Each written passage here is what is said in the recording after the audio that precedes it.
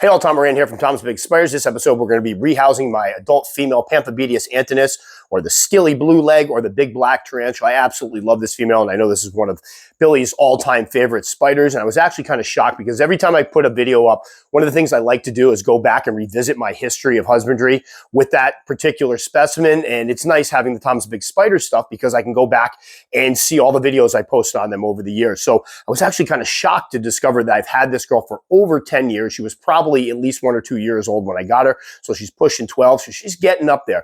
But anyway, this is one of those situations where her current enclosure was clean. There was no big issues. I wanted to put her in something that offered a little bit more room and a little bit more depth to possibly dig. I've spoken quite a bit lately on the podcast and some of my videos about the fact that I'm kind of rethinking how I'm keeping some of my quote-unquote terrestrial species, and understanding that some of them, not all of them, but some of them would like to continue to burrow on through adulthood. So I like to kind of give them that option. And this enclosure I'm putting her into should give her the option to burrow, should she choose to. So enough of me talking. Let's take a look at Pamphobeteus antinous, or the big black tarantula. Wonderful name. All right, so we're about to rehouse my Pamphobeteus antinous, or steely blue leg, or the big black tarantula. That's a really descriptive name. The reason why they're called steely blue legs is apparently the males, as is the case with many Pamphobeteus species, have what's honestly more of a purple on their legs. When I first picked these up, I thought the females had it. This was obviously something I've learned is not the case, but they are still absolutely gorgeous, and this was my first Pampho. I picked her up. I'll move this so Billy can get a shot of her here. I picked this one up in April of 2014, so that was 10 years ago, over 10 years ago, and she was a 4-inch sex female when I got her. I saw a good deal on it, and I'm like, I really want to get the spider, so I picked her up. Nowadays, I always get slings. I like growing things up from slings, but not regretting it because she's been a beautiful spider. Now, this one here, obviously, depending on how old she was when I got her, she could be anywhere from 11 to 12 years old, so she's definitely getting up there, but we're going to get her out of this enclosure here because although it's worked for her and she's done well, if we take a look, I moved her into this and there's just not enough substrate for her to do any burrowing. This hide, quote unquote hide, there's no way for her to hide underneath it. I don't know. I'd have to go back and figure out what the heck I was thinking when I put her in this. I think I was having a problem with the other enclosure or something. I decided to try this one out.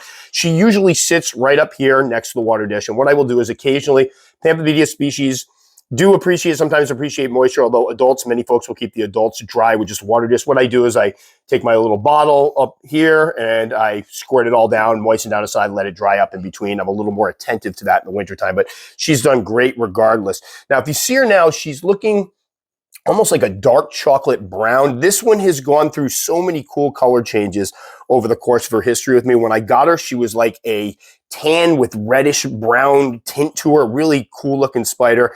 Then she molted again, she was brown. Then she molted again, was jet black with the red hairs on the abdomen. Then she molted a couple more times and she stayed brown for a while. So I'm like, okay, that's going to be her adult color. It's brown. Well, after the last molt, she turned black again.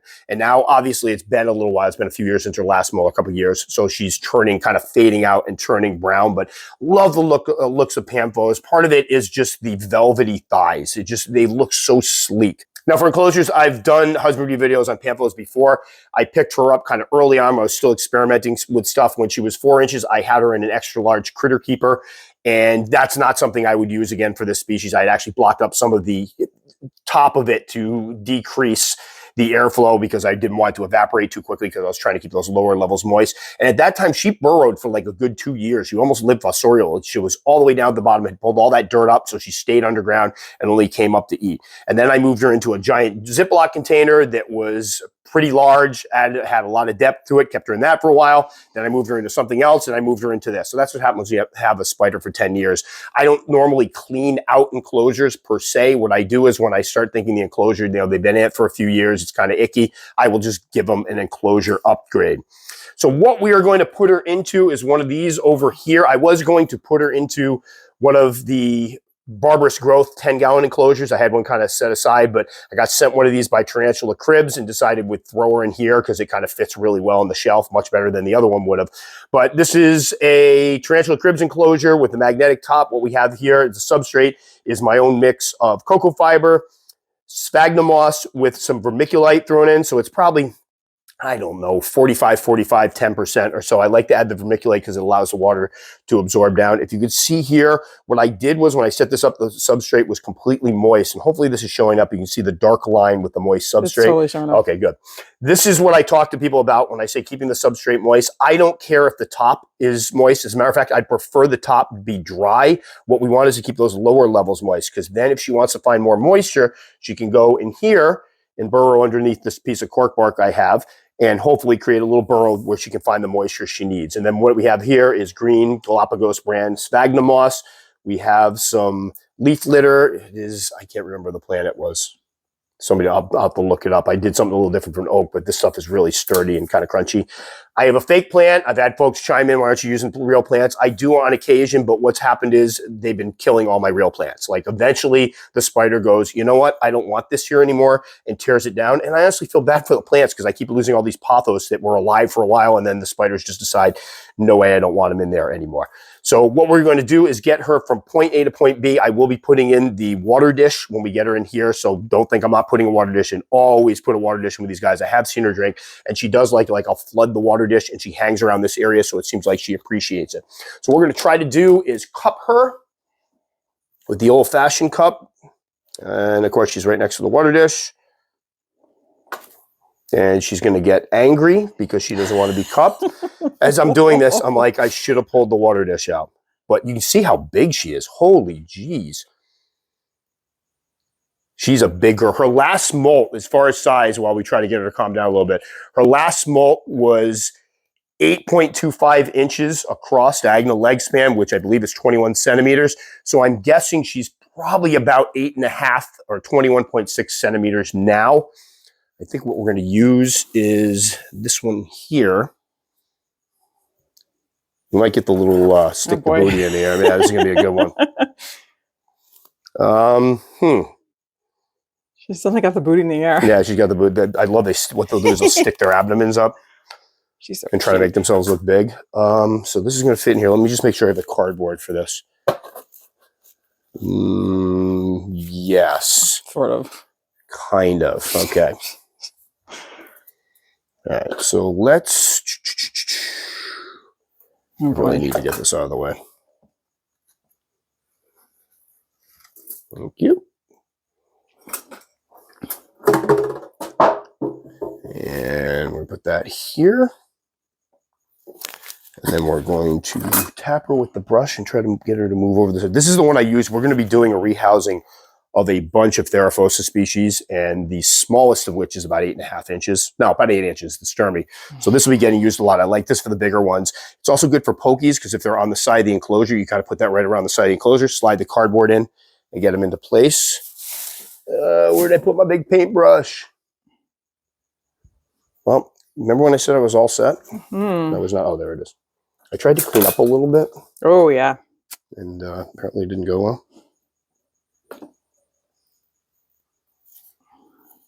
All right, actually, this might be.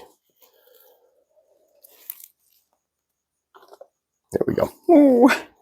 Her leg's under there. I'm not going to. Okay. She's trying to dig under. But look at her butt. Look at that. Wow. All right, I'm pausing for a minute just because I've never seen one do it quite. I mean, obviously, Pamphos, if you ever seen their defensive poses, they do like to stick their butts up in the air, but it's almost like she's doing the ostrich hide your head in the sand, which is so sad. There's her leg right there. So we need that leg out. All right, girl. And this is, I went back through one of the other videos and she froze one of the times we went to rehouse her. They're so strong. She's like pushing against the cardboard. Oh. Come on, girl. Trust me, you're going to love this. Let me just make sure I don't have a leg coming. All right. She's like frozen. I need you to come this way. Come on. Come on.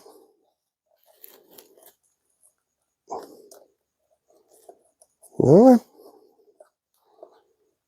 I can't, her legs are in the way. I don't want to trap her leg. Her leg's out on the... Yeah, it's, so what I'm going to do, we're not going to do our little thing where I normally look at. Let me see if I can get her flattened out. There we go, there we go, there we go. Being very careful. There we go. Now get your little leg in there. Get your little leg in there. Dang.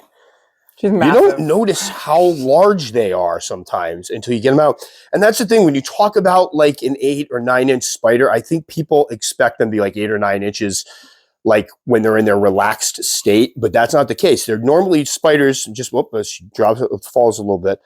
Not falls, it was like a half an inch. Normally spiders, when they sit like, I don't know if you can see my hand, like this.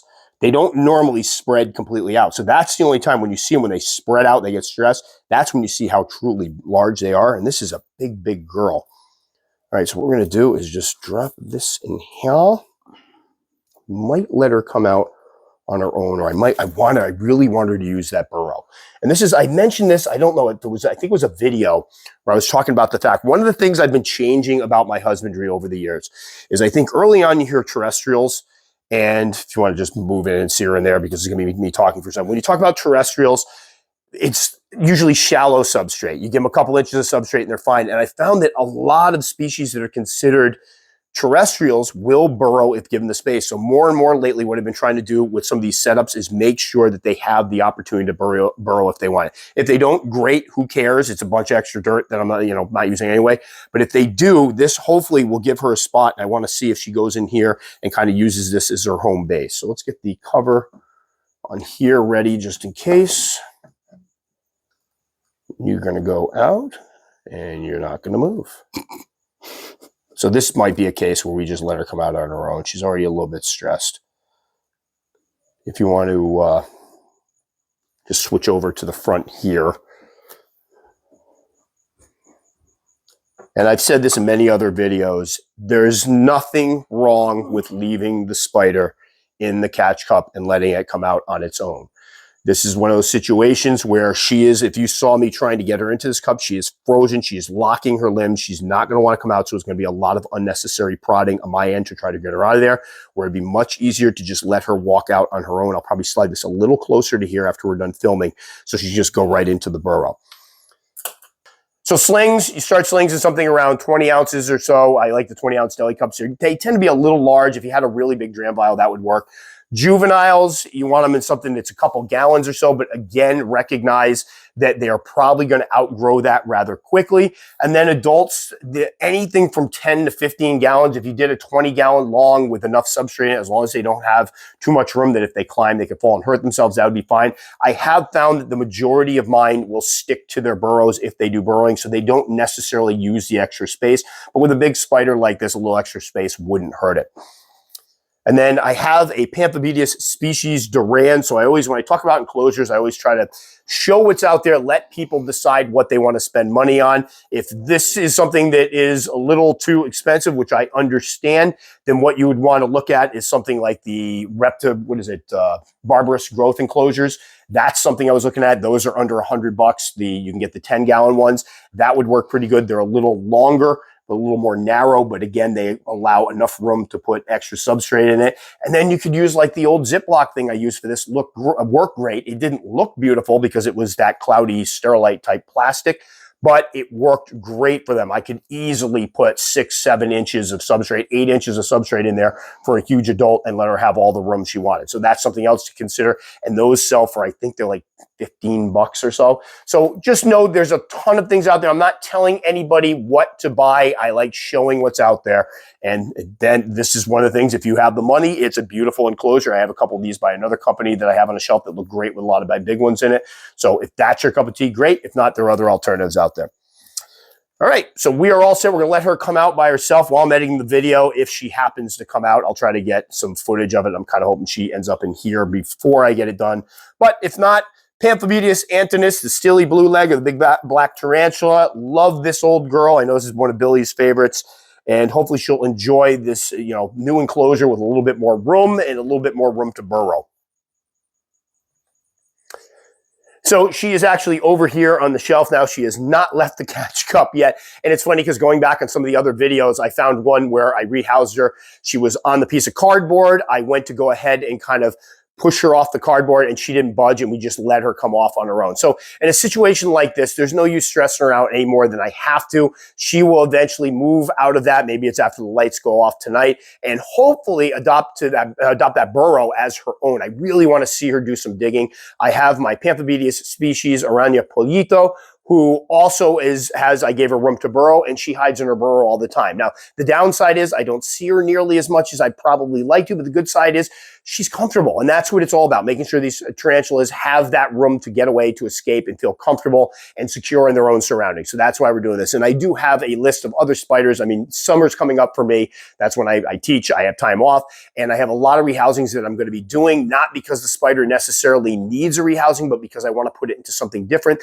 that will allow for some of that burrowing activity, because I want to see what happens. Because I think a lot of the ones out there, will they do fine as terrestrials? Sure. But if given the opportunity to burrow and they burrow, then that tells me that maybe I wasn't keeping them the right way before. So I'll obviously update folks as we do it. And I'll always mention when I'm just upgrading somebody, because I'm trying to give them a little more room to dig. So that will do it for this one. As always, if you liked enough to subscribe, very much appreciate. You can click the little circle up in here, and then I'll put another Pampho video down here, something best for viewer up here, who knows. As always, you take the time to comment. I'll take the time to respond. Just know it can take me a little while because I tend to get busy and get a few comments. Guys, stay safe. Catch you all next time.